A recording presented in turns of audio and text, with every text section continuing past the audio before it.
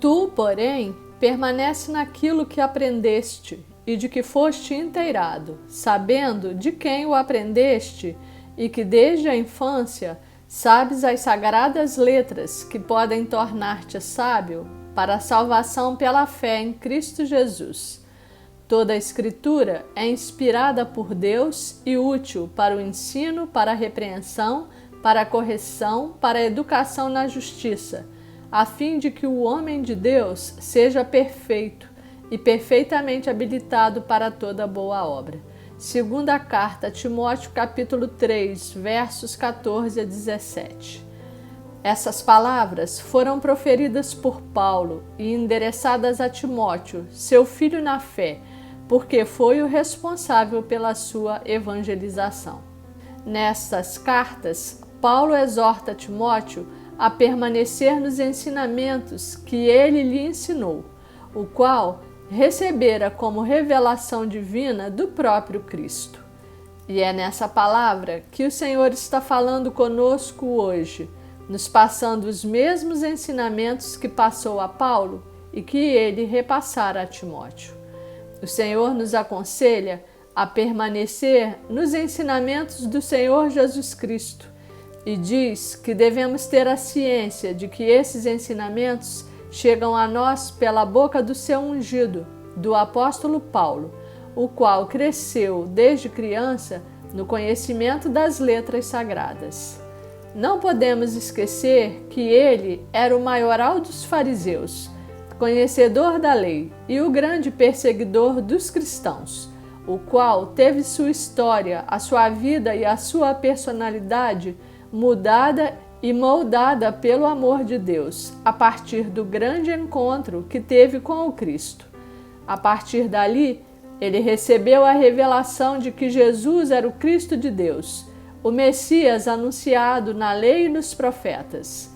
Ele, que não foi discípulo de Cristo e que não viveu na terra com ele, veio a tornar-se o grande pregador do Evangelho, e por meio do qual Jesus revelou os mistérios desta nova aliança pelo seu sangue e da salvação pela fé, como dom de Deus e não pelas obras.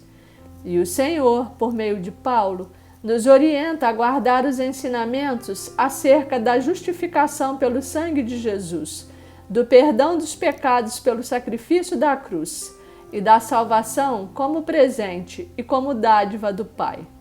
Jesus, que nunca pecou, trocou de lugar conosco e se fez pecado por nós, sofrendo na carne o castigo que era para nós.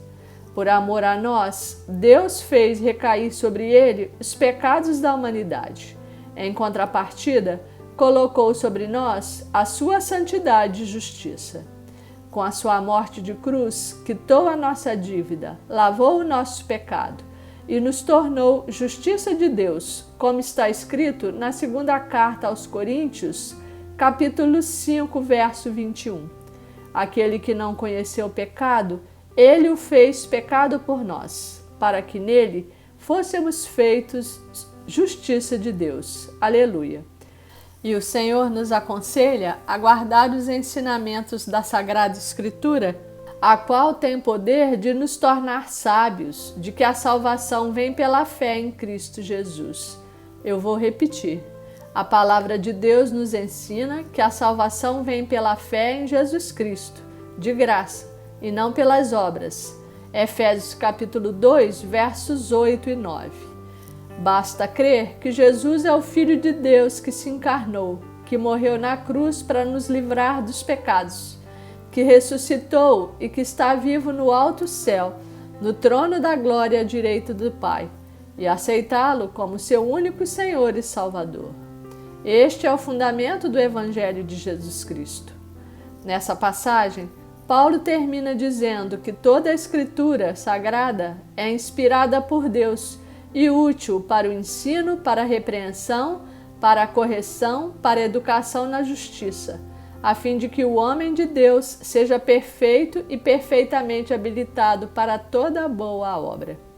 Então, meu irmão e minha irmã, não fique pensando que está passando por dificuldade ou enfrentando doença e acontecimentos desagradáveis porque Deus está te castigando por alguma coisa que você fez ou que Ele está te disciplinando. Não, Deus é amor e os nossos pecados já foram cobertos e apagados pelo sangue de Jesus. E deles o Senhor não se lembra mais. Hebreus 8, verso 12. Como acabamos de ler nessa passagem, o Senhor nos repreende, nos disciplina, nos corrige e nos ensina pela Sagrada Escritura. Isso está escrito na segunda carta a Timóteo, capítulo 3, verso 16. Toda a palavra de Deus é necessária para a nossa conversão ao Senhor e para que alcancemos a sua justiça, a qual Jesus já nos concedeu, e para nos aperfeiçoar para toda boa obra. Lembrando que nós não precisamos fazer boa obra para agradar a Cristo e para sermos merecedores de nada, porque nada que venhamos a fazer pode nos dar mérito para coisa alguma.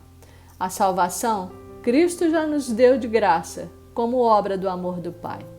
As boas obras que venhamos a fazer, a praticar, serão feitas porque Cristo vive em nós, e não na tentativa de alcançarmos galardão e recompensa.